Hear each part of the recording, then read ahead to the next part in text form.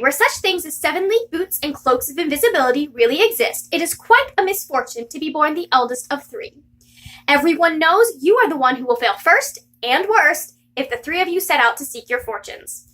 Sophie Hatter was the eldest of 3 sisters. Hello, my lovely friends, it's Margaret, and I am here with another episode of Read the Book! Today, we will be discussing one of my favorite book-to-movie adaptations, Howl's Moving Castle. So the way this is going to go is we're going to discuss the differences between the book and the movie, and then I'm going to go over some things I think the book did well and some things that I think the movie did really well. Then finally, I will announce what book I will be reading next to compare with its movie. The book I'm choosing might surprise you, so I suggest staying tuned to the end. Since this is a discussion video, I will be talking about spoilers for both the book and the movie, so if that is not your thing, I would suggest scurrying along and then reading the book because this is one of the best books you will ever read. I will not lie. If you're okay with spoilers, go ahead and stick around. We would love to have you. This book is such a witty, fun book. The movie is wonderful as well, but it does have a completely different tone from the book. This is one of those like tongue-in-cheek kind of crazy hijinks books. The biggest difference between the book and movie is like the entire second act. Basically from the point that she goes to the palace onward. The only things in the second act that are in the book is like she goes to the palace and although that scene still ends up being completely different from in the book. Also the whole part where Howl gets his heart back. Those are plot points that are similar, but like they're gone about in a very different manner. This is a very odd situation because I love them both so much, but the movie is so different on that second half. It's almost unrecognizable. And I think if anyone but Studio Ghibli or Ghibli, I'm not entirely sure which one that it's supposed to be. I think if anybody but Studio Ghibli had done Howl's Moving Castle, it would have just not worked. But because Studio Ghibli is so great about doing atmospheric movies and like working on the plot and working on the characters, this isn't like a Percy Jackson situation, guys. They made a fantastic movie based off of the book. And so because it is a fantastic movie, you can like love it even though it's not necessarily the same as the book, but it is still equally as good. One of the saddest things for me is how many characters are missing from Howl's Moving Castle, the movie. If you've read the book, you know she has 2 sisters. You get one of her sisters, but there are so many other characters. For example, you don't have Benjamin Sullivan. The prince is way different in the movie. The king is completely different in the movie, but we'll get to that in a minute. We get to meet his tutor, the woman who taught him magic, Mrs. Pittsimon.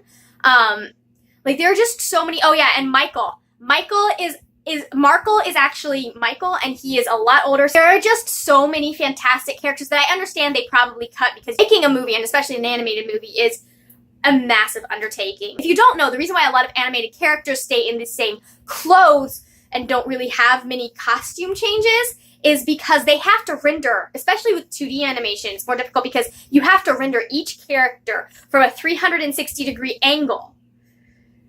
So when they pick an outfit for a character, you can bet that they are going to be in that outfit for a very long time. That's why you'll only see 1 or 2 variations usually. I think Howl has 3 costume changes in the movie, but many, many costume changes in the book. Speaking of which, Howl's character probably, Howl and Sophie, but we'll get to Sophie. Howl's character probably suffers the most. In the book, there's so much about, he's so concerned about his appearance. I think there's maybe 2 references to it in the movie, but there's this joke in the book that they'll be able to tell that he's really in love because he won't spend 4 hours in the bathroom getting ready. And it does happen. It's hilarious. I love it. It's one of my favorite parts of the book, is when he shows up and he looks a mess. And Sophie doesn't even get it at that point, which is just... Anyways, we'll get there. One of the things that you don't remember, that they don't cover in the movie, but in the book, he's actually from Wales. Like, he's from our world. There's a door between our world and whatever world Ingrid is in, which is a really cool detail, and I have a feeling she'll probably play, I haven't read the entire series, but she'll probably play into that a little bit more. Just to give you guys an idea of the situation with Howl, this is Michael explaining like what's going on with Howl always like spending 7 hours in the bathroom and then running off to do stuff. And it's Michael going, if you knew the trouble we've had, because Howl will keep falling in love like this. We've had lawsuits and suitors with swords and mothers with rolling pins and fathers and uncles with cudgels and aunts Aunts are terrible. They go for you with hat pins. And actually, that's actually historically accurate. The hat pins and the women. I feel like the character growth is not quite as impressive in the book. In the movie, they kind of hint the fact that Howl is a coward. In the movie, he shows up on that little airplane thingy, and he's like, oh, I'm here because you being here gave me the courage to come. And so there's this whole thing in the book, though, about Howl being a coward. I have this highlighted. It says best line in the entire book. Basically, Sophie has confronted Howl about the fact that he seems to have been running away, but apparently he was still planning on looking for the prince. And so Howl responds with, not likely. I'm a coward. Only way I can do something this frightening is to tell myself I'm not doing it. I feel like we just lose so much of Howl's character because they kind of, I don't know, sanitized him so that he would be maybe a little more palatable to the audience that Miyazaki was making the film for. Another character that really gets, like, just treated poorly is her mother. In the book, it's her stepmother. When this was written, the poor woman was given the most unfortunate name ever, but we're gonna read this. Like, in the movie, she doesn't seem to be a very good mom. In the book, we start out with the fact that she's the stepmom, Martha is the third sister, is her daughter. It says, Fanny treated all three girls with the same kindness. It did not favor Martha in the least. There's a small arc there. Sophie kind of starts to doubt Fanny's intentions thanks to Martha, but then she circles back to the fact that she should have relied on her own experience with Fanny and not so much on Martha's biased opinions. If you watch the movie and you have not read the book, you really need to read the book because it will change your life. It is one of the happiest books I have ever read. It's wonderful. Another thing I wish they had set up a little bit more clearly in the movie, that we get a little bit of it, like hints here and there as we see Sophie kind of transform depending on her mood, and kind of get the idea that she has some control over this curse. But in the book, like, we actually see her doing magic. Like, you kind of just go through the book and you're starting to, like, there are just little dots and pieces so that when it's finally revealed that Sophie actually has magic. Her magic is kind of she can talk life into things, which is why she was able to sever Calcifer from Howl's heart and not have Calcifer die. Now, the book and the movie have kind of different climates. The war is a big part of the movie. In the book, we are just going into it. That's why everyone is trying so hard to find the prince, is because the prince is a brilliant general, and so the king wants him at his side when these other two countries kind of come to attack, versus in the movie, we're already at war. We're already seeing some of, like, the propaganda and the refugee stuff going on in Ingary. That one's a very obvious change just because it gives it a little bit more stakes. Now, that does lead into the fact that in the movie, the main antagonist is actually, I guess, Madame Suleiman and kind of the war, versus in the book, the main antagonist is the Witch of the Waste. She has a huge part in the book that she doesn't really have in the movie. She's barely there in the movie. But we run into her several times, and then the main final battle is with the Witch of the Waste. In the book, I guess, Miyazaki was trying to do a different commentary than what you would get in the movie with the witch, and he wanted to do something more focused on how war affects people, and because there are several lines in the movie where Howl talks about the fact that, like, they've shielded their military encampments, but then the bombs are falling on civilian homes, and the fact that magic shouldn't be used to fight wars, that kind of thing. So I think he was trying to make a point with that. Their first meeting is way different. In the movie, it's him coming to her rescue, basically, from the two soldiers. Obviously, if you've seen the movie, you know that. And then he's like, I'm just going to take you where you're going so that you don't have to worry about being harassed. In the book, now this is the part where I was like, you can tell this was written by a woman, because in the book, he kind of, like, stops her on the street and is like, hey, can I buy you a drink? And she's like, no, I'm going to go see my sister. And so Howl immediately backs off and is like, oh, okay, well, are you sure you want to, like, he does offer to escort her, but she turns it down, but, like, automatically he respects her wishes, which I really liked that, like, that in both forms, like, it's Howl kind of, like, respecting her boundaries and trying to help her feel safe. Obviously, with the Witch of the Waste not as big a part in the movie, the Scarecrow is not as big a part in the movie, nor was the dog. Basically, the dog is not in there at all. The Scarecrow basically terrorizes Sophie in the book. It's introduced as kind of this more sinister character in the book. Now, Sophie has opened the door and to see what was banging on the door, and it ends up being the Scarecrow when Calcifer speeds the castle up. And so it continues on. The Scarecrow was about 50 yards to the rear. It was hopping from clump to heather clump with a sinister sort of valiance, holding its fluttering stick arms at an angle to balance it on the hillside. The whole Prince, Witch of the Waste, Ben Sullivan. Without Ben Sullivan, kind of the Scarecrow is not nearly as important. That all has gotten kind of brushed to the side because of what Miyazaki wanted to do with the film. So obviously, with all of that brushed to the side, the Scarecrow no longer is as important a character. Like, we have just a few moments with him, and then the transformation into Prince Justin at the end. That makes sense that once you've taken out all these other plot points that are important to the Scarecrow, you kind of need less of the Scarecrow because he's not important to the plot. So he ends up being kind of like this side helpful character. They still had to, I honestly don't know why they kept the Prince plot, because it has zero effect on the rest of the movie. They could have just cut it completely. If they were going to cut as much as they did. One interesting thing that I liked about the movie but we don't see in the book, like, it's mentioned in the book that Howl can shapeshift, but we don't actually see it happen. But in the movie, obviously, that's a huge part of Howl's story arc. Those are the big differences that struck me between book and movie. Now, I am going to discuss some of the things that I thought they did really well. Obviously, one of my favorite parts about the book is the cast of characters that you have.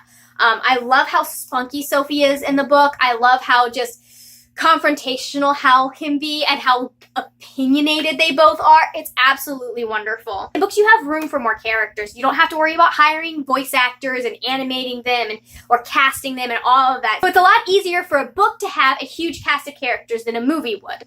Obviously, for movies, a lot of the time, if there is a character that is not important, we see it in Lord of the Rings, where Glorfindel is completely replaced, and instead it's Arwen that comes to get them. It's a character that's like a one-off character, or someone you only see a few times, like Mrs. Pentsimon. You're not going to see her. Now, obviously, Mrs. Pentsimon has a huge effect on the plot of the second half of the book, and her death brings Howl directly into contact with the Witch of the Waste. But again, because the Witch of the Waste is not as important a character in the movie, and the main conflict is the war, then you don't need Mrs. Pentsimon. Also, in the book, I love how complex the plots are. Like, Sophie has several different arcs that she's growing in all at the same time. She has her self-confidence growing. She has her opinion of others growing. You have the whole plot with Markle and her sister. You have the Ben Sullivan plot that ends up in Letty becoming his student.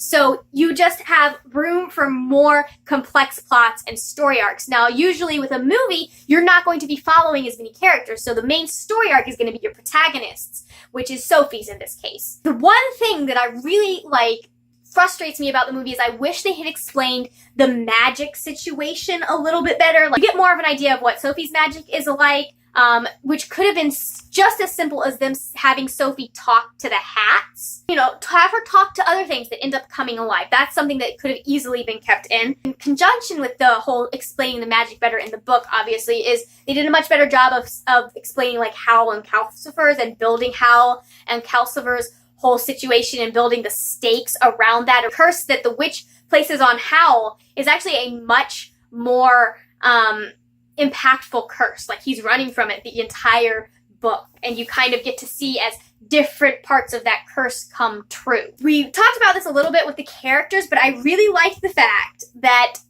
there was no wicked stepmom. Like, usually you're gonna have step-parents that are, like, wicked and evil. Her own mother died when Sophie was 2 years old and her sister was 1 year old, and their father married his youngest shop assistant, a pretty blonde girl called Fanny. Fanny shortly gave birth to the third sister, Martha.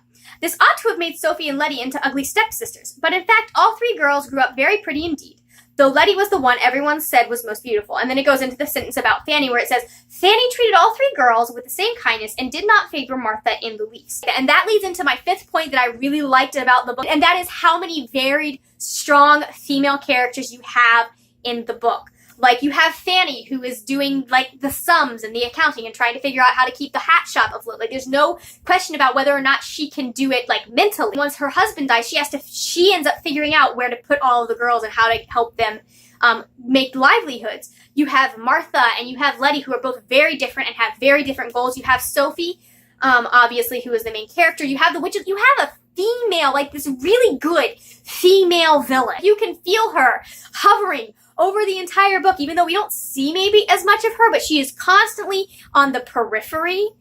So that was one of my favorite parts about the book, is that you had all these female characters and they were all so different. On that note, In the movie, Sophie is much more in control of how things end. Because in the movie, the main goal is getting Howl his heart back. That's her main task. In the book, the main task is defeating the Witch of the Waste and her fire demon. And so that ends up falling more on Howl because he is the more experienced magician. And so Sophie is the reason that he is able to do that, but she's not necessarily in charge of, like, ending it. She's not the one who kind of finishes the big battle, but in the movie, it's much more dependent on her. And I did like that because she doesn't decide, like, Sophie just kind of by accident ends up taking charge of stuff and doing stuff in the book, but in the movie she is very focused on what she wants to do and trying to save everyone when things start happening and start going under attack. Listen, the slime scene in the movie is probably the closest it could be to the book. Now, it's much more dramatic in the book because Howl is, if possible, an even bigger drama queen. This is absolutely hilarious. So I'm gonna read this out to you guys. Basically, what's happened in the book is that it's got a slight ginger tinge to it, and so Howl is freaking out over this very tiny change, and Sophie's like, I think it's nice, and nice, screamed Howl. You wouldn't! You did it on purpose! You couldn't resist until you made me miserable too! Look at it! It's ginger! I shall have to hide until it's grown out. He spread his arms out passionately. Despair! He yelled. Anguish! Horror! I'm pretty sure that there are many Victorian novels that are less dramatic than he is. They were horrendous, dramatic, violent quantities of green slime, oodles of it, and I think they got that across beautifully in the movie, like just how much gross green slime Howl created with this temper tantrum. Now, in the book, you don't have the hilarious moment where his towel falls and Sophie's like, oh, okay, we're gonna look up here. In the book, he's completely clothed and ends up ruining one of his suits. Despite the fact that they kind of shorted his character in the movie, they did establish the bits about him very well. Between the council and the countryside and people's reaction to that, and then having the shop girls talk about it, and then when Sophie goes out to the waste, having people talk about that, they did a very good job of establishing kind of the fact that he's kind of this local legend, this local myth that people are kind of wary of. They also did a fantastic job of paying attention to the small details. When she first gets transformed into an old woman in the book, it says, so this is right after the Witch of the Waste has left. It was the Witch of the Waste and then another character that it was not in the movie. He was with her, but he leaves with her. So that's the man that she refers to in this paragraph. Sophie put her hands to her face, wondering what the man had stared at. She felt soft, leathery wrinkles. She looked at her hands. They were wrinkled too and skinny, with large veins on the back and knuckles like knobs. They did a great job of showing that in the movie and giving her this huge reaction. Just like small little details, like the fact when Calcifer, when she's cooking and Calcifer the first time, and Calcifer says, I hope your bacon burns. That is an actual quote from Calcifer in the book. And so that concludes this discussion of Howl's Moving Castle, the book versus the movie. Now, I'm sure you guys are wondering what book could be next. And it's going to be an odd one. The next book I will be covering, if any of you want to join along, watch the movie, read the book, if any of you want to do that. It will be Pride and Prejudice and Zombies by Jane Austen and Seth Grahame-Smith. I was going to do a different book, but then I heard about Jane Austen July, and one of the challenges for that is to read an adaptation of a Jane Austen novel. So while this is not my favorite, it kills two birds with one stone. I do love the description because the author description, because in the back is Jane Austen is the author of Sense and Sensibility, Persuasion, Mansfield Park, and other masterpieces of English literature. Seth Grahame-Smith once took a class in English literature. He lives in Los Angeles. That's hilarious. I will be putting the video up the third week of July. If you want to keep up to date and like on top of that, make sure that you follow me on Twitter or Instagram. I am at the word nerd with a 3 in nerd instead of the E. Don't forget the 3. That is where I will be doing most of my updates and will make my announcement for what day the episode airs. You can also follow this series. It's being posted on my blog where I talk about reading, where I talk about writing, my own personal writing project, which I'm taking a small break from for the rest of this month so I can get some other things in order. But that is linked below. That's it for now. I will see you later when we will talk about more wordy, nerdy things. Bye!